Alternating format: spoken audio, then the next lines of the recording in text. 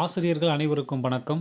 மிக மிக முக்கியமான செய்தி. டெட் பாஸ் மதிப்பெண்களை 60ஆக அனைவருக்கும் குறைப்பது குறித்து அரசு கொள்கை முடிவு எடுக்க இருப்பதாக ஒரு மிக முக்கியமான ஒரு செய்தி வெளியாகிருக்கு. அது என்னங்கிறத நியூஸில் வெளியாகிருக்கு. அது என்னங்கிறத தெளிவாக நான் உங்களுக்கு ஷோ பண்ணுறேன். அதை பற்றி இந்த வீடியோவுக்கு பார்க்கலாம். அதுக்கு முன்னாடி நம்ம சேனலுக்கு புதிய பார்வையாளர்களாக இருந்தீங்கன்னா மறக்காமல் சப்ஸ்கிரைப் பண்ணிக்கோங்க. பக்கத்தில் இருக்கிற பெல் ஐக்கான் கிளிக் பண்ணிக்கோங்க. அப்போ தான் டிஆர்பி மற்றும் பள்ளி கல்வித்துறையிலேருந்து எந்த ஒரு தகவல் வந்தாலும் மிஸ் பண்ணாமல் பார்க்க முடியும். சரி, ஓகே, வாங்க வீடியோக்குள்ளே போகலாம்.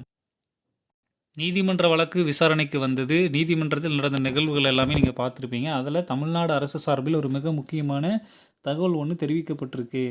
ஃபஸ்ட்டு இந்த வழக்கை போட்டது யாருன்னா ஸ்பெஷல் டெட் எழுதுனாங்கல்ல, அந்த டீச்சர்ஸ் கிடையாது.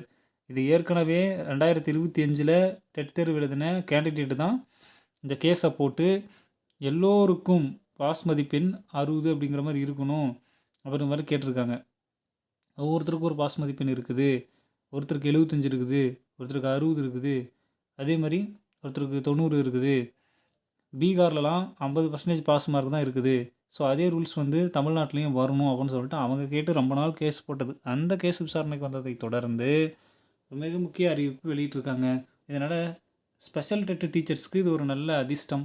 அவங்களுக்கு எளிமையான முறையில் ஒரு நல்ல முடிவு கிடச்சிருக்கு. எந்த ஒரு கேஸும் போடாமல், எந்த ஒரு கோரிக்கையும் முன்வைக்காமல். ஆசிரியர் தகுதி தேர்வுகள் முடிவுகளை வெளியிட தற்போது தடை வச்சுருக்காங்க.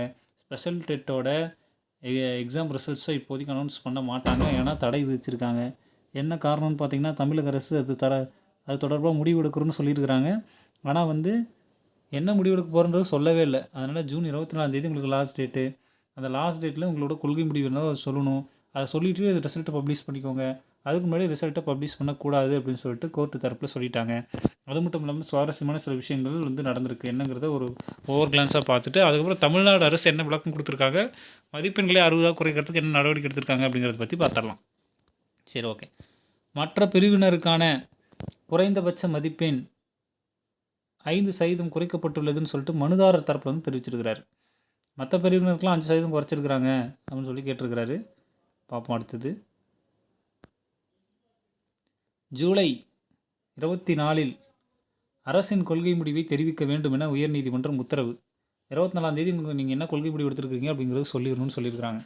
மேக்ஸிமம் நம்ம என்ன எதிர்பார்த்தோம், அனைவருக்கும் 60 மார்க்குங்கிறது தர முடியாது, அதை நாங்கள் சமூக நீதியை ஃபாலோ பண்ணி தான் நாங்கள் கொடுத்துருக்குறோன்னு சொல்லிட்டு போயிடுவாங்கன்னு எதிர்பார்த்தோம். ஆனால் இதுக்கு கவர்மெண்ட் விளக்கம் அளிக்கணும்னு சொல்லிட்டு கோர்ட்டு சொல்லியிருக்கு. ஆசிரியருக்கு சாதகமான ஒரு தீர்ப்பு தான் வந்திருக்குதுன்னு கூட சொல்லலாம்.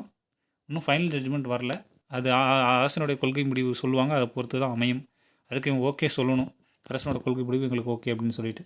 இதுதாங்க முக்கியமான விஷயம். தகுதி மதிப்பெண்களை குறைப்பது பற்றி கொள்கை முடிவு எடுக்கப்பட உள்ளது தமிழ்நாடு அரசு. கவர்மெண்ட் சார்பில் என்ன சொல்லியிருக்காங்க, அரசு சார்பில் நாங்கள் டெட்டு பாஸ் மதிப்பெண்களை குறைக்கலாம்னு சொல்லிட்டு பிளான் பண்ணியிருக்கிறோம் அப்படின்னு சொல்லிட்டு ஓப்பன் ஸ்டேட்மெண்ட்டாகவே சொல்லிட்டாங்க. ஸோ அதிலேருந்து என்ன பண்ண போகிறாங்க, ஆசிரியர்கள் முன்வைக்கிறது என்ன, 60 மார்க்கு. நீதிமன்றம் முன்வைக்கிறது என்ன, மனுதாரர், அதுவும் அதே தான். அப்போ என்ன, ஆசிரியர் தகுதி மதிப்பெண்களை குறைப்பது குறித்து கொள்கை முடிவு எடுக்கப்படும் கவர்மெண்ட் சொல்லுது அப்படின்னும் போது, ஸோ குறைக்கிறதுக்கான பாசிபிலிட்டிஸ் அதிகமாக இருக்குது. 95% குறைப்பாங்க அப்படின்றது தான் இதோட மீனிங்.